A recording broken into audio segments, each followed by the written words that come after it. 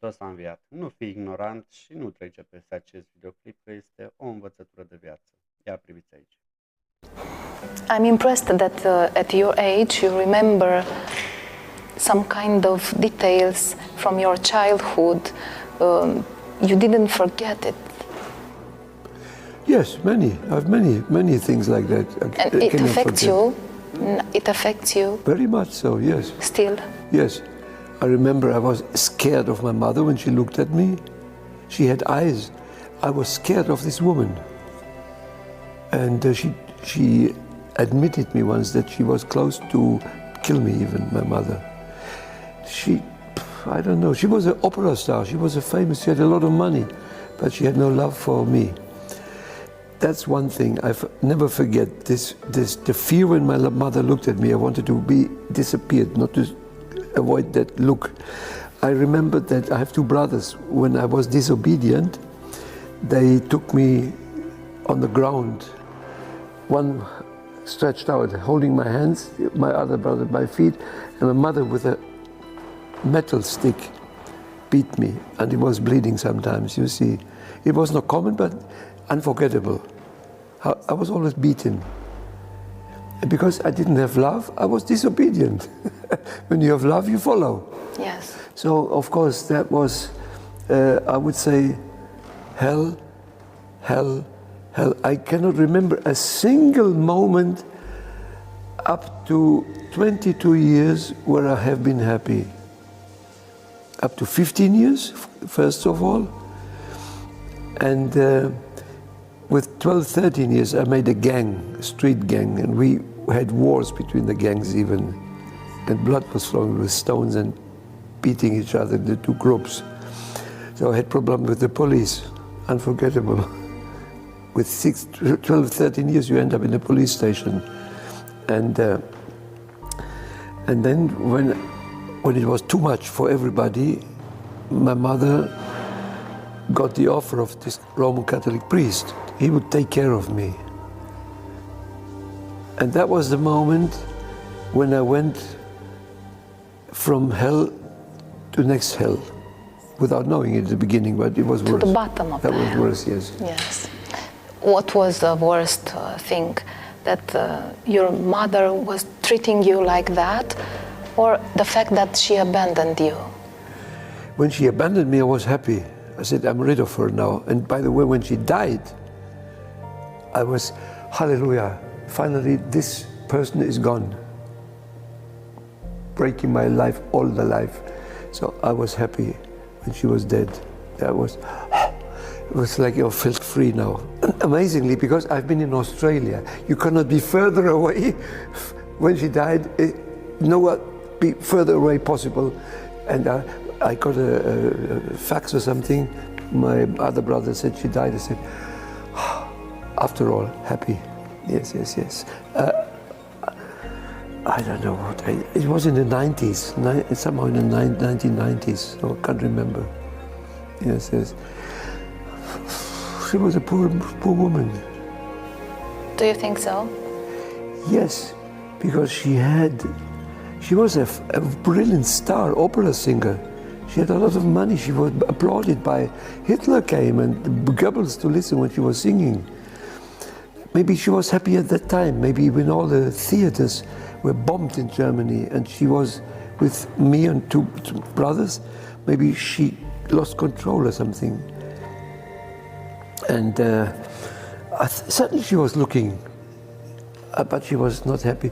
I think I never felt love. I never felt that she is interested in me. No, never. What do you think it was the explanation of that? Maybe her life was so ruined with my father. She must have been terribly frustrated with my father. He was an egoist, but as I say, he must have gone when I was a very small kid. And I think my mother must have been suffered from this guy. And she couldn't be a star anymore in 1945 when I was born, and because she couldn't sing anymore. And she must have been looking for something to keep her up, and so she entered the Catholic Church. She became a Catholic person, And I found always, you know, the word begot is you are like a fake. I think her search was real. I think her search was real. She was searching for the help.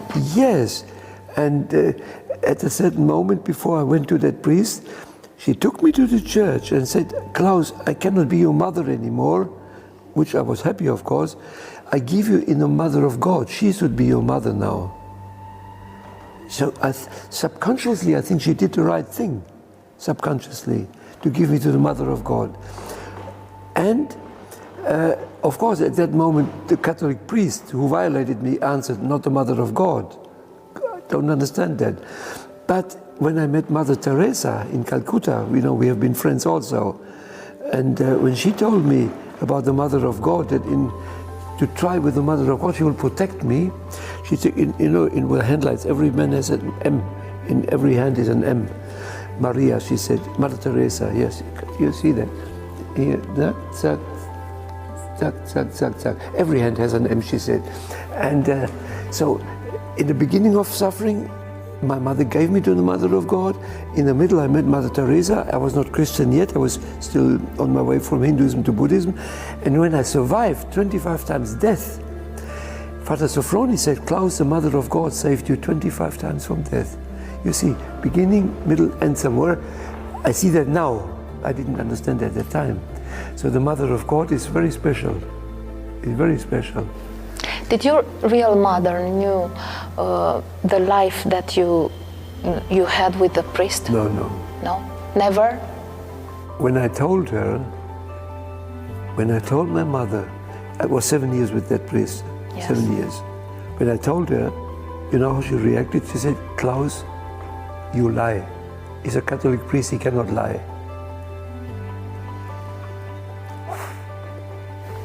Yes. I understand. Okay, it's okay. Fraților, filmul ăsta e puternic, să spunem așa, documentarul și mai ales trăirea de viață a acestui om, în care te face să vezi în anumite perspective tot ceea ce se întâmplă în lume și cum fiecare trece prin acest malaxor care se numește lume de răutate. Și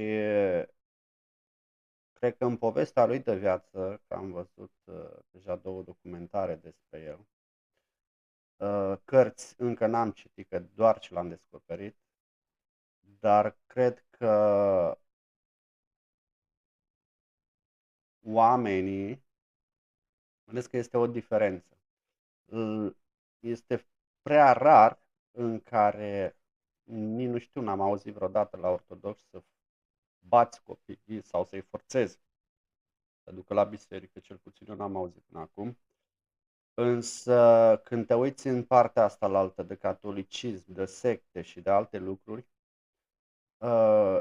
asta este o regularitate și pot să spun că și cunosc persoane care au trecut în ce spune omul ăsta. Și pe mine unul m-a emoționat maxim. Sper că v-a plăcut și Hristos a înviat.